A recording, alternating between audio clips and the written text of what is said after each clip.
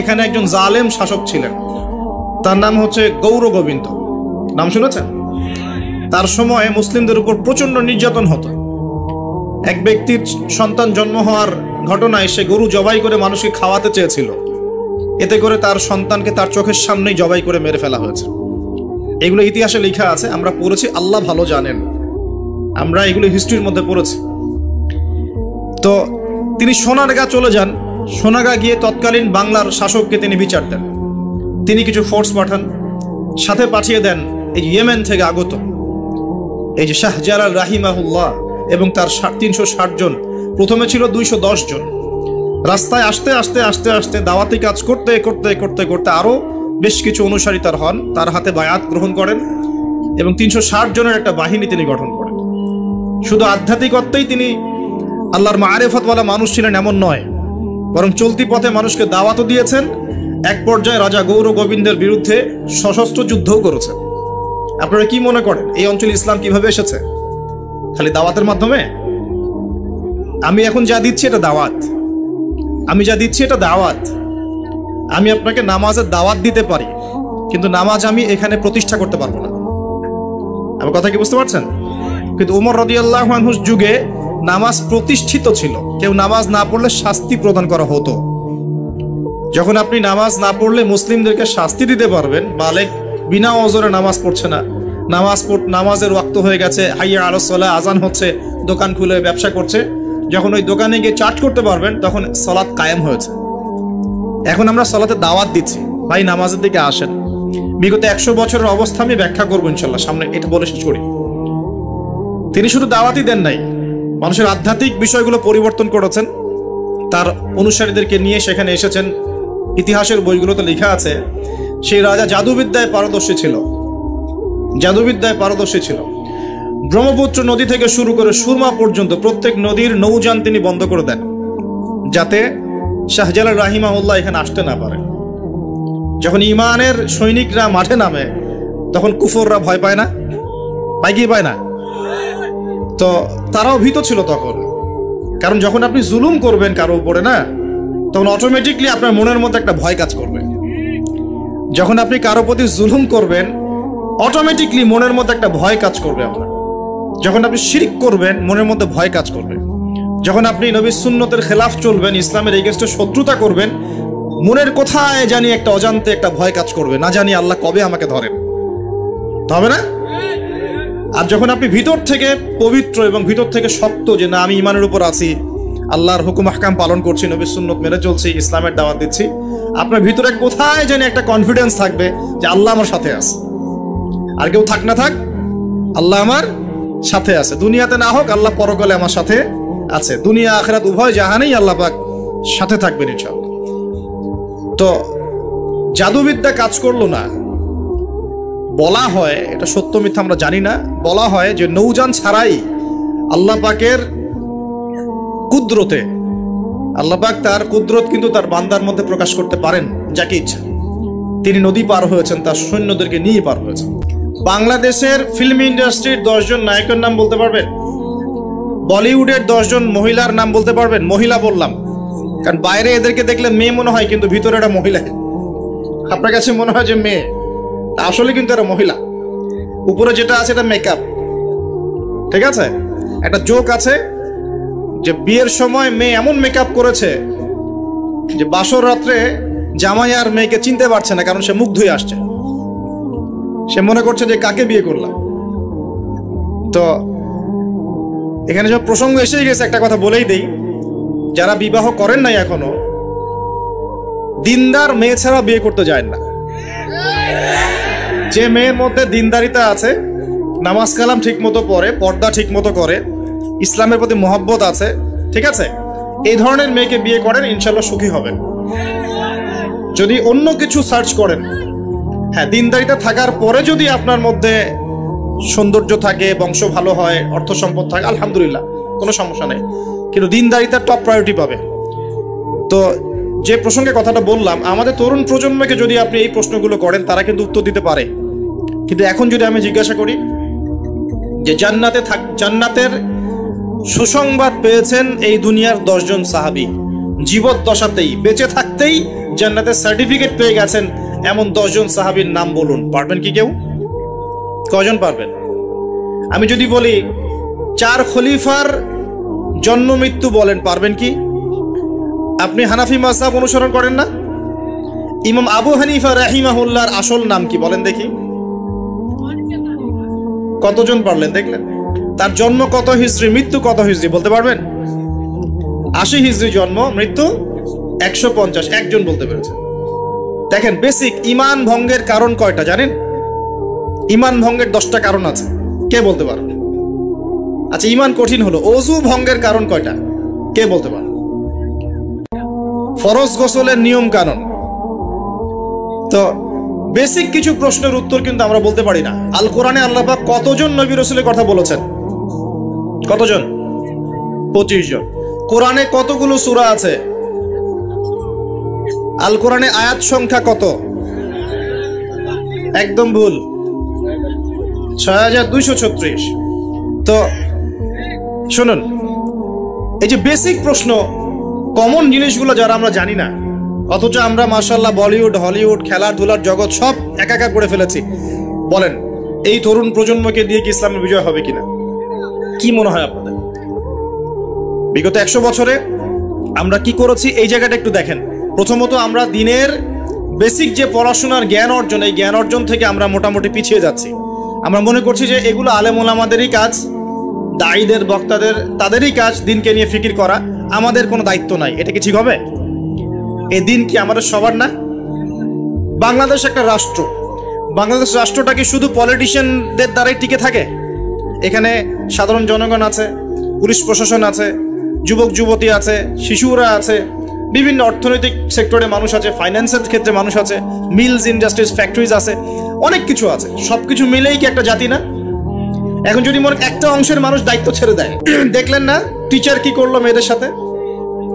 আপনি মেয়েকে পড়াতে যাচ্ছেন, পড়াচ্ছেন একজন পুরুষ টিচারকে দিয়ে, 10টা মেয়ে পড়ছে একটা ব্যাচে প্রাইভেট করে, একটা পুরুষ টিচার পড়াচ্ছে, 2 দিন পর ঘটনা ঘটে যাচ্ছে, হচ্ছে না? আমরা এই ফ্রি মিক্সিং, মানে নারী পুরুষের অবাধ মেলামেশার ফলে সমাজটা ধ্বংস করে ফেলছি। মেয়েদের একটা ফাংশন আছে, মেয়েদের ফাংশন মেয়েদের ক্ষেত্রে, ছেলেদের ফাংশন ছেলেদের ক্ষেত্রে। একে যখন আপনি মিশ্রিত করে দিবেন, এরকম দুর্ঘটনা ঘটবে, প্রতিনিয়তই ঘটবে, কেউ ঠেকাতে পারবে না। নসিহত করে কি হবে? কারণ নসিহত করে তো সব হচ্ছে না। যাদের হাতে এই ক্ষমতাগুলো আছে, তারা যদি সমাজের মধ্যে ফ্রি মিক্সিংটাকে রোধ করতে পারেন, সমাজের মধ্যে ইনশাল্লাহ দেখবেন একটা সাম্য আসবে, ব্যালেন্স আসবে, এবং ছেলে মেয়েদের মধ্যে এই অবাধ মেলামেশা কমে যাবে ইনশাল্লাহ। অবাধ মেলামেশার ফলে জিনা বেড়েছে, ধর্ষণ বেড়েছে, পরকীয়া বেড়েছে, আর অনেক কিছু হয়েছে। একটা বাচ্চা মেয়ে পর্যন্ত এখন সেফ হচ্ছে না, বাচ্চা মেয়েকে পর্যন্ত মানুষ ধর্ষণ করে দিচ্ছে না? আমরা আমাদের ছেলে মেয়েদের জন্য কোন পরিবেশ সমাজ রেখে যাচ্ছি ভাবতে হবে তো। আল্লাহ পাক আমাদেরকে বোঝার তৌফিক দান করুন। আমাদের মা বোনদেরকে পর্দায় রাখতে হবে। প্রিয় ভাইয়েরা, এটার থেকে গাফেলতির কারণে আমরা পিছিয়ে পড়েছি। আরো পড়েছি, ওই যে বললাম দায়িত্বহীনতা, মানে আমরা মনে করি দিনের দায়িত্ব শুধু আলেম ওলামাদের। এই দায়িত্বহীনতার কারণে আমরা সবাই দিনের ক্ষেত্রে আস্তে আস্তে আস্তে অনেকটা পিছিয়ে আসছি। আরো আছে কারণ। কারণ হচ্ছে ইসলামের ভিতরে, ইসলামের লেবাসে, পোশাকে অনেক মুনাফিক ঘোরাফেরা করছে, এরাও ইসলামকে পিছিয়ে দিচ্ছে। আর ইসলামের প্রকাশ্য শত্রু যারা, যারা সারা বিশ্ব থেকে মুসলিমদের নাম নিশান মিটিয়ে ফেলতে চায়, এরা বিভিন্ন এজেন্ডা মুসলিম সমাজে বাস্তবায়ন করছে। এই সমাজের এই এজেন্ডাগুলোর কারণেও মুসলমানরা আজকে পিছিয়ে পড়ছে। আরো কারণ আছে, অর্থনৈতিকভাবে ইসলামিক ভিত্তি আমাদের স্ট্রং হচ্ছে না, আমাদের সুদের সাথে আপোষ করতে হচ্ছে, এই কারণে আমরা পিছিয়ে পড়ছি। আরো ব্যাপার আছে, একটা জাতি উন্নত হয় কিভাবে? ওই যে কিম জং উনকে দেখেন, চিনেন? কিম জং উনকে চিনেন? কোথাকার প্রেসিডেন্ট? তার দেশের মানুষ খাবার খেতে পারে না, আর সে মিসাইল বানায় বসে বসে। আর আমেরিকা পশ্চিমা থেকে ভয় দেখায়, ভয় দেখায় না? দেখেছেন? ওর ওই উত্তর কোরিয়া হামলা চালাতে হলে 100 বার চিন্তা করতে হবে পশ্চিমাদেরকে। হ্যাঁ, কারণ সে 8-10টা মুসলিম কান্ট্রির মতো না, যাদের কাছে এরকম কোনো অস্ত্র নাই। কথা বুঝতে পারছেন? ওকে অত সহজে কিন্তু কেউ আক্রমণ করবে না। তারপরেও আবার চায়নার সাথে ওর বন্ধুত্ব আছে, রাশিয়ার সাথে ওর বন্ধুত্ব আছে, ঠিক আছে? এর একটা অ্যালায়েন্স, এটাকে জিও পলিটিক্যাল ভাষায় ওদের অ্যালায়েন্স বলে। তো ওরা শক্তিশালী হলো কিভাবে? শুধুমাত্র ফাইন্যান্স দিয়ে না, এখানে পলিটিক্যাল ভিত্তি শক্ত, অস্ত্র শস্ত্র তাদের আছে। এখন বহির্বিশ্বের শত্রুরা ওদের দিকে চোখ তুলতে পারছে না, এত সহজ না। তো দেখেন আমাদের পিছিয়ে পড়ার এগুলো কারণ আছে। মুসলিম কান্ট্রিগুলোর দিকে তাকায় দেখেন, কয়টা মুসলিম কান্ট্রি এইসব ক্ষেত্রে স্বয়ংসম্পূর্ণ? কয়টা কান্ট্রি দেখবেন এখন? হ্যাঁ, বিশ্বকাপ আয়োজন করে বেড়াচ্ছে, বিশ্বকাপ ফুটবল আয়োজন করে বেড়াচ্ছে, পাশে ইয়েমেন সিরিয়ার মানুষ খেয়ে না খেয়ে মরে যায়, দেখার সুযোগ নেই। কি করছে? ওইখানে বেস ক্যাম্প দিয়ে রেখেছে পশ্চিমাদের জন্য, ওখানে বেস ক্যাম্প ঘাঁটি দিয়ে রেখেছে পশ্চিমাদের জন্য। এবং বহু মুসলিম কান্ট্রি যারা মানে আমাদের কাছে এখন আইডল হয়ে বসে আছে, ভিতরে ভিতরে ইহুদি খ্রিস্টানদের সাথে বন্ধুত্ব করে বসে আছে। তারা উঠতে বললে ওঠে, তারা বসতে বললে বসে, ওদের ইশারায় কাজ করে কি না? জিও পলিটিক্যাল ভিত্তি দুর্বল, ইকোনমিক ভিত্তি দুর্বল, ফাইন্যান্স দুর্বল, আর আমরা আধ্যাত্মিকত্ব তো দুর্বলই। তো সব মিলিয়ে এই যে 100 বছরে আমরা পিছিয়ে পড়লাম, এখানে 100টা কারণ খুঁজে বের করা যাবে, এত কারণ বলার সময় নেই। এখন প্রসঙ্গে আসেন, এভাবেই কি চলতে থাকবে না উত্তরণের কোনো পথ আছে? আমরা কি চাই যে আমরা আবার ওই ইসলামের সোনালী যুগে ফিরতে পারি? আমরা তো মনে হয় চাই না যে আবার ইসলাম ফিরে আসুক পরিপূর্ণরূপে। শোনেন, আমরা চাই বা না চাই, আল্লাহ রাব্বুল আলামিন তার নবীর মাধ্যমে জানিয়ে দিয়েছেন সভ্যতা শেষ হবে একজন নবীর হাতে, তার নাম নবী ঈসা ইবনে মারিয়াম। তিনি 40 বছর এই বিশ্ব শাসন করবেন, তার আগে কিয়ামত হবে না। এই যে আলামাতুস সাআ নিয়ে অনেক কথা আমি বলেছি, এটাও শুনে রাখেন, কিয়ামত হবে না ইনশাআল্লাহ ততদিন পর্যন্ত যতদিন পর্যন্ত নবী ঈসা ইবনে মারিয়াম আবার না আসছেন এবং 40 বছর বিশ্ব শাসন না করছেন। তিনি কোনো দেশ শাসন করবেন না, পুরো বিশ্ব শাসন করবেন। চিন্তা করতে পারছেন? এখন কি মনে হয় যে মুসলিমরা এরকম জায়গায় যাবে আবারও? আসলে কিন্তু বাইরের চোখ দিয়ে মনে হয় না, কিন্তু সত্যি কথা কি, ইতিহাস এভাবেই টার্ন করবে। কিভাবে করবে, কার মাধ্যমে করবে আল্লাহ পাক জানেন, আমরা জানি না। আমরা যদি না পারি, আল্লাহ আমাদেরকে সরিয়ে দিবেন, সরিয়ে দিয়ে নতুন প্রজন্ম নিয়ে আসবেন। ওরা যদি না পারে, আল্লাহ ওদেরকেও সরিয়ে দিবেন, নতুন জেনারেশন নিয়ে আসবেন। তারাও যদি না পারে, আল্লাহ পাক কি বলছেন শোনেন। আল্লাহ পাক বলছেন সূরা মুহাম্মাদের মধ্যে, ওয়া ইন তাতাওয়াল্লাউ ইয়াস্তাবদিল কওমান গায়রাকুম সুম্মা লা ইয়াকুনু আমসালাকুম। তোমরা মুসলমানরা যদি না পারো, আমি ইহুদি, খ্রিস্টান, হিন্দু, বৌদ্ধ তাদেরকে, কুফফারদেরকে হেদায়েত দিয়ে ইসলামে নিয়ে আসবো, তারা আমার হয়ে লড়বে ইনশাআল্লাহ। এটা আল্লাহ পাকের হিকমা। দেখছেন না দিন দিন মানুষ মুসলিম হচ্ছে না? দিন দিন বহু মানুষ মুসলমান হচ্ছে, কিন্তু দেখছেন এটা কিন্তু রেভলিউশন হচ্ছে, ইসলামের দিকে মানুষ আসছে। যত আক্রমণ হচ্ছে ইসলামের দিকে, তত বেশি মানুষ ইসলাম কবুল করছে, আলহামদুলিল্লাহ। আর আমরা পিছিয়ে পড়ছি। এই যে আমরা যে গরু খাওয়া মুসলিম হয়েছি, আমরা যে জুমার দিন নামাজ পড়া মুসলিম হয়েছি, আমরা মুসলিম পরিবারে জন্মগ্রহণ করে আব্দুর রহমান, আব্দুর রহিম নাম নিয়ে বসে আছি, কিন্তু আসলে রহমানের বান্দার বৈশিষ্ট্য কি আমি জানি না। আল্লাহ পাক আমাদেরকে হেফাজত করুন, আমিন। হতাশ হব না আমরা ইনশাআল্লাহ। একবার, খালি একবার যদি তওবা করে ফিরে আসি, আল্লাহ পাক দুনিয়াও দিবে ইনশাআল্লাহ, আখিরাতও দিবে ইনশাআল্লাহ। খালি একবার বলতে হবে, আস্তাগফিরুল্লাহাল্লাযী লা ইলাহা ইল্লা হুয়াল হাইয়ুল কাইয়্যুম ওয়া আতুবু ইলাইহি। আল্লাহ, জীবনে যা পাপ করেছি মাফ করে দাও, আগামী জীবনে হায়াত রিজিকে বরকত দাও, এবং পুরো জীবন যেন ইসলাম পালন করতে পারি, প্রচার করতে পারি, প্রসার করতে পারি, মানুষের মাঝখানে দিনের ভালো কথা বলতে পারি, আল্লাহ পাক দিনের বিজয় যেন অংশ নিতে পারি, সে তৌফিক আল্লাহ পাক দান করুন। আল্লাহ পাক কবুল করার মালিক না? একটা কাপড় ধুতে 1 বালতি পানি লাগে, কিন্তু জীবনের সমস্ত গোনা ধুয়ে ফেলতে চোখের 1 ফোঁটা পানি যথেষ্ট ইনশাআল্লাহ। আল্লাহ পাক কবুল করুন, আমিন। কিভাবে উত্তরণ হবে? উত্তর 1 নাম্বার, ভাই 10টা পয়েন্ট বলবো, জাস্ট 10টা, জাস্ট বলে দিচ্ছি। বিস্তারিত ব্যাখ্যা আপনারা পরে নিজেরা স্টাডি করবেন। প্রথম কথা হচ্ছে, আমাদের সবাইকে তওবা করে ফিরে আসতে হবে। পারবো ইনশাআল্লাহ? আল্লাহ পাক বলেন, তুবু ইলাল্লাহি জামিআন আইয়ুহাল মুমিনুন। হে মুমিনগণ, তোমরা একসাথে ঐক্যবদ্ধভাবে আল্লাহর কাছে তওবা করো, আল্লাহ তোমাদেরকে সফল করবে ইনশাআল্লাহ তাআলা। আমরা তওবা করি, বলি আস্তাগফিরুল্লাহ আল্লাযী লা ইলাহা ইল্লা হুয়াল হাইয়ুল কাইয়্যুম ওয়া আতুবু ইলাইহি। আমরা আল্লাহর কাছে তওবা করছি, আমরা সারা জীবন যে পাপ করেছি আল্লাহ পাক যেন মাফ করে দেন, এবং আমাদের নেক হায়াতে যেন আল্লাহ পাক বরকত দান করেন, এবং আমাদেরকে পুরো জীবন যেন ইসলাম পালন করার তৌফিক দান করেন। মধ্যমপন্থী হবেন, চরমপন্থী হবেন না, ইসলামের নামে কোনো সন্ত্রাসী কর্মকাণ্ডে যাবেন না, আবার শৈথিলতাবাদী হবেন না, গোলালু মার্কা মানে সব তরকারিতে গা ভাসিয়ে দিবেন না। মধ্যমপন্থী থাকবেন, ইনশাআল্লাহ দেখবেন ইসলামের বিজয় হবে ইনশাআল্লাহ। আল্লাহ পাক তৌফিক এনায়েত করুন। 1 নাম্বার কাজ, তওবা করে ফিরে আসা। 2 নাম্বার, আমাদের সবাইকে দ্বীনের জ্ঞান চর্চা করতে হবে। রাজি আছি ইনশাআল্লাহ? আল্লাহ পাক তৌফিক এনায়েত করুন, আমিন। 3 নাম্বার, অবশ্যই জানা অনুযায়ী সবাইকে আমল করার চেষ্টা করতে হবে, নবীর সুন্নত বাস্তবায়ন করতে হবে। তৌফিক এনায়েত করুন আল্লাহ পাক, আমিন। আল্লাহ পাক আমাকে আগে তৌফিক দান করুন, এরপর আপনাদের সবাইকে তৌফিক দান করুন, যাতে করে আমরা দিনের 24 ঘন্টা প্রতিটা কাজ নবী সাল্লাল্লাহু আলাইহি ওয়াসাল্লামের সুন্নাহ মতো করতে পারি। আমিন। 4 নাম্বার, আমাদের সবাইকেই হালাল রিজিক খাওয়ার চেষ্টা করতে হবে।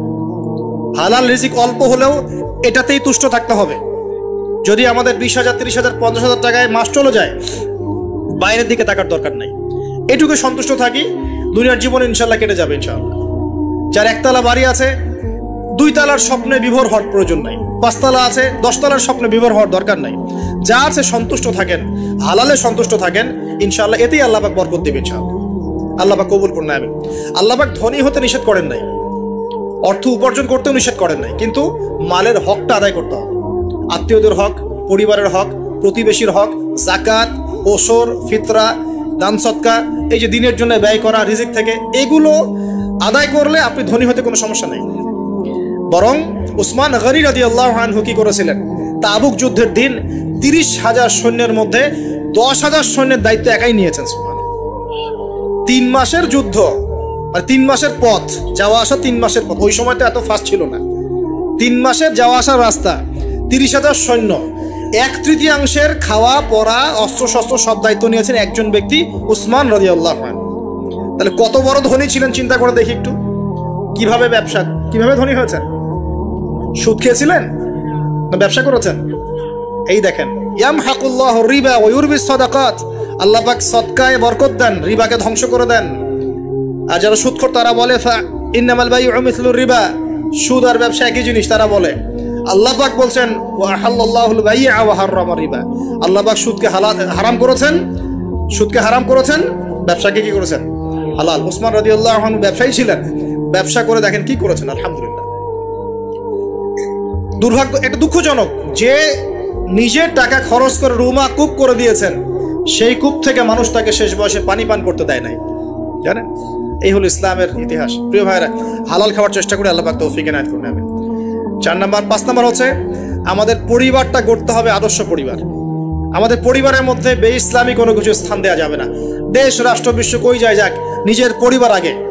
আমার ছেলে কি করছে, মেয়ে কি করছে, স্ত্রী পর্দা করে কিনা, বাসায় তালিম আছে কিনা, বাসায় সবাই নামাজি কিনা, এই বিষয়গুলো খেয়াল রাখতে হবে। একদম গা ভাসিয়ে দিবেন না, ছেলেকে স্মার্টফোন দিয়েছেন, ব্যাস ছেলে বড় হয়ে গেছে। মেয়েকে বাইরে বের করে দিয়েছেন, কোথায় যাচ্ছে কি করছে খোঁজ নিচ্ছেন না, এগুলো খারাপ। অ্যাক্সিডেন্ট হয়ে যাবে, পরে আফসোস করে পস্তায় লাভ হবে না। আল্লাহ পাক বোঝার তৌফিক দেন। স্ত্রীকে নসিহত করবেন, বাসায় তালিম, আপনি বাসার কর্তা, বাসায় হাদিসের বই নিয়ে আপনি পড়তে বসবেন, স্ত্রীকে নিয়ে বসবেন, মেয়েকে নিয়ে বসবেন, ছেলেকে নিয়ে বসবেন, বসে আপনি হাদিসের বই পড়বেন, তারা শুনবে, আপনি কোরআন পড়বেন, তারা শুনবে। পারিবারিক তালিম চালু করতে হবে। আল্লাহ পাক তৌফিক দান করুন। তারপরে আরো যে কাজগুলো, সেটা হলো আমাদের সবাইকেই কমপক্ষে পার্ট টাইম দাওয়াতি কাজ করতে হবে। ফুল টাইম না হোক, কমপক্ষে পার্ট টাইম সবাইকে দাওয়াতি কাজ করতে হবে। রাজি আছেন ইনশাআল্লাহ? দাওয়াতি কাজ করতে গেলে 2টা সুন্নত। 1, সৎ কাজে আদর্শ করতে হবে, অসৎ কাজে নিষেধ করতে হবে। শুধু সৎ কাজে আদেশ করলাম, অসৎ কাজে নিষেধ করলাম না, এই দাওয়াতে খুব একটা ফল হবে না। এই দাওয়াতে কি হবে? দুনিয়ার জীবনে কোনো বালা মুসিবত আসবে না। শুধু সৎ কাজে আদেশ করতে থাকেন, দুনিয়ার জীবনে কোনো বালা মুসিবত, বিপদ আপদ, গীবত, তহমত, সমালোচনা কিচ্ছু শুনতে হবে না। সবাই আপনাকে মাথায় তুলে রাখবে। আর যখন আপনি সৎ কাজে আদেশ করবেন, পাশাপাশি অসৎ কাজেও নিষেধ করবেন, তখন সমস্যা হতে পারে। কিন্তু এটাই নবীদের সুন্নাত, কুনতুম খায়রা উম্মাহ উখরিজাত লিন-নাস, তোমরা শ্রেষ্ঠ উম্মত, তোমাদেরকে বের করা হয়েছে মানব জাতির কল্যাণের জন্য। সূরা আলে ইমরান 110 নম্বর আয়াত। তোমাদের কাজ 3টা, তা'মুরুনা বিল মা'রুফ, তোমরা সৎ কাজে আদেশ করবে, ওয়া তানহাউনা আনিল মুনকার, অসৎ কাজে নিষেধ করবে, ওয়া তু'মিনুনা বিল্লাহ, এবং আল্লাহর প্রতি ঈমান রাখবে। আল্লাহ পাক তৌফিক দান। এরপর 8 নম্বর হচ্ছে আমাদের পরবর্তী প্রজন্ম যারা, আমাদের সন্তান-সন্ততি যারা আছে, ওদেরকে ছোটবেলা থেকেই আগামী বিশ্বের জন্য উপযোগী করে মানুষ করতে হবে। আল্লাহ পাক তৌফিক দান করুন। আমিন। 9 নম্বর, আমাদের সবাইকে আল্লাহ পাক কিছু প্রতিভা দিয়েছেন। কাউকে লেখার ক্ষমতা, কাউকে বলার, কাউকে অর্থ সম্পদ, কাউকে ক্ষমতা। যাকে আল্লাহ পাক যা দিয়েছেন, এই জিনিসটাকে আল্লাহর নেয়ামত মনে করে ইসলামের স্বার্থে ব্যয় করলে দিনের বিজয় হবে ইনশাআল্লাহ। পারা যাবেন ইনশাআল্লাহ? একজন ডক্টর তার জায়গা থেকে দিনের খেদমত করতে পারেন, একজন ইঞ্জিনিয়ার তার জায়গা থেকেই দিনের খেদমত করতে পারেন, একজন ব্যবসায়ী তার অর্থ সম্পদ কাজে লাগিয়ে আপনি দিনের উপকার করতে পারেন, একজন বক্তা তার বক্তব্যের স্কিলকে কাজে লাগিয়ে মানুষকে দিন বোঝাতে পারেন, একজন লেখক সুন্দর লেখনীর মধ্য দিয়ে দিন বসাতে পারেন। একজন পলিটিশিয়ান তার ক্ষমতাকে কাজে লাগিয়ে কিন্তু দিনের কল্যাণে কাজ করতে পারেন না? সবাই যদি সবার জায়গা থেকে ইসলামের কল্যাণে একটু কাজ করি, ইনশাল্লাহ দুনিয়ায় কি পাই না পাই, পরকালে জান্নাত পাবো ইনশাল্লাহ। রাজি আছি তো ইনশাল্লাহ? সবশেষ কথা, আমাদের ঊর্ধ্বতন কর্তৃপক্ষ যারা থাকবে, কারোর সাথে কোনো রকম ক্রন্দলে যাওয়ার দরকার নেই। যখন আপনি উম্মতের মধ্যে ক্রন্দলে চলে যাবেন, একে অপর ভাইয়ে ভাইয়ে লড়াই করা শুরু করবেন, তখন উম্মার মধ্যে ফাটল সৃষ্টি হবে, বিভক্তি দেখা দিবে, ঐক্য নষ্ট হয়ে যাবে, শক্তি কমে যাবে, ইসলামের ভিতরের বাইরের শত্রুরা সুযোগ পেয়ে যাবে, তখন আমাদের ক্ষতি হবে, উপকার হবে না। এই কথাটা ভালো করে বোঝার চেষ্টা করবেন। আল্লাহ পাক আমাদেরকে বলেছেন নসিহত করতে, উত্তম নসিহত করতে, যেন তারা ভুলটা বুঝতে পারেন। আমাদের কাজ ফাযাক্কিরিন নামা আনতা মুযাক্কির, তুমি উপদেশ দাও, তুমি শুধু উপদেশ দাতা। লাস্তা আলাইহিম বিমুসাইতির, তুমি কারো প্রতি দারোগা নও, জোর করে চাপিয়ে কিছু করার দরকার নাই, কিছু করতে হবে না। সত্যকে সত্যরূপে উপস্থাপন করবেন, মিথ্যাকে মিথ্যারূপে উপস্থাপন করবেন।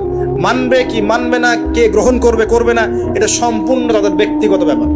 যদি করে আল্লাহ পাক দুনিয়ায় সম্মানিত করবে, পরকালে করবে ইনশাআল্লাহ। যদি না করে তার ফয়সালা আল্লাহর হাতে, আমাদের দায়িত্ব শেষ। আল্লাহ রাব্বুল আলামিন আমাদের সবাইকে কথাগুলো বোঝার এবং আমল করার তৌফিক ইনায়াত করুন, আমিন। আকুলু কওলি হাযা, যদি আমার কথার মধ্যে ভুল হয়ে থাকে আমার পক্ষ থেকে, সঠিক বিষয়গুলো আল্লাহ পাকের পক্ষ থেকে। আকুলু কওলি হাযা আস্তাগফিরুল্লাহ লি ওয়া লাকুম ওয়া লিসাইল মুসলিমিন।